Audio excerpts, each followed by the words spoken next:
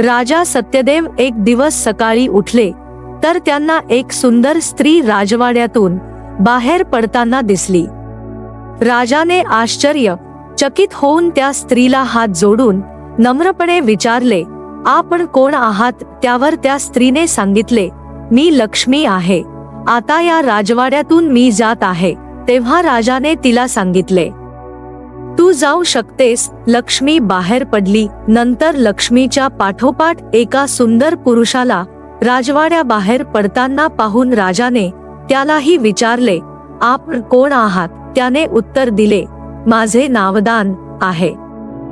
लक्ष्मी बाहेर गेल्यानंतर आपण दान करू शकणार नाही, म्हणून मीही तिच्यासह जात आहे। राजाने सांगितले, आपण सुद्धा राजवाडा सोडून जाऊ शकता। त्यानंतर त्याच्या पाठोपाठ तिसरा पुरुष यश निघून गेला। त्यानंतर चौथा पुरुष प्रकट झाला अन बाहेर पडू लागला। तेव्हा राजाने त्यालाही हात जोडून नम्रपणे त्याचे नाव विचारले। तो पुरुष म्हणाला, माझे नाव सदाचार। राजाने त्याला म्हटले, मी तर तुझा कधीच त्याग केला नाही, तू मला सोडून का जात आहेस? तुझ्यासाठीच मी लक्ष्मी, दान आदींचा त्याग केला आहे, मी तुला जाऊ देणार नाही।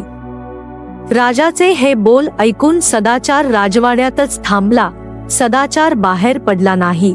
हे पाहून बाहेर गेलेली लक्ष्मी, दान आणि यशही परत आले। तात्पर्य, सदाचाराने वागणे हेच आयुष्याचे सर्वस्व आहे।